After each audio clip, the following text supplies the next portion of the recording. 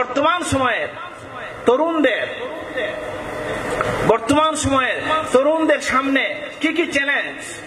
এক কথায় আমরা যেটা বলছি, বর্তমান সময়ের তরুণদের, যুবকদের সামনে সবচেয়ে বড় চ্যালেঞ্জ হচ্ছে, এটাকে ভোগবাদী চিন্তা বলতে পারেন।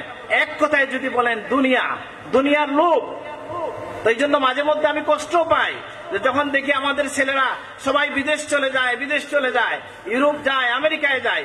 আবার আমি নিজেকে শক্ত করি, নিজে কি করি, সমাজ দেই, বুঝ দেই যে আলহামদুলিল্লাহ, যে কিনা তালামিজের সাথে যুক্ত থেকে, যে কিনা হযরত সাহেব কিবলার শিক্ষা পেয়ে দুনিয়ার যেখানে যেই যাবে সেখানে শুদ্ধ কোরআনের পতাকা উড়বে ইনশাআল্লাহ, সেখানে আল্লাহর দ্বীন প্রতিষ্ঠিত হবে ইনশাআল্লাহ।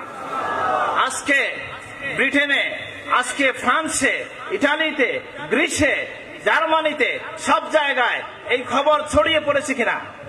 সুতরাং